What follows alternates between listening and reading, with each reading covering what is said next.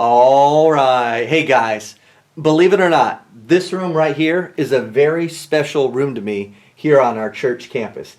It's a storage room, but I call it the costume closet. And in this room, there are tons of costumes that I wear and my wife wear, and we have volunteers wear, especially during VBS. And it's really, really exciting to me because, you know, the kids love it when we dress up in costumes. Now, you may look at this room right now and you may think, wow, that room looks really cluttered. But look right here. This is what the room looked like last week. And you know what? We've had a chance this week to declutter, to get rid of a lot of just junk that was in this room. And this junk was keeping us from even coming in here and just getting changed into a costume. It was impossible to walk or do any work in this room. I worry though. I worry that this room is going to get cluttered again. When things get back to normal and we have people here on campus, I'm worried we're going to start filling this room back up with junk.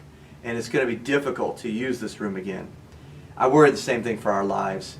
You know, we're going to get back to some kind of normal in the near future. And I worry that we're going to get away from what we've learned during this time. That we've learned to slow down, we've learned to rest, we've learned the value of spending time with our family. And I want to challenge each one of you not to be conformed or to jump back into the world and what it has to offer. Paul says this in Romans 12:2. Don't copy the behavior and customs of this world, but let God transform you into a new person by changing the way you think.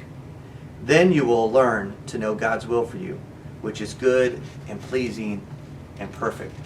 Hey, when you jump back into this world, don't let the world change the way you think about things.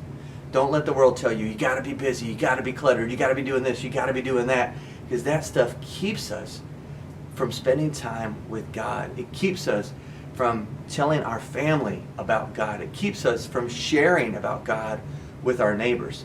I love what Hebrews 12 says at the end of verse 1. It says, let us strip off every weight that slows us down, especially the sin that so easily trips us up, and let us run with endurance the race God has set before us. We're in a race for Jesus, right?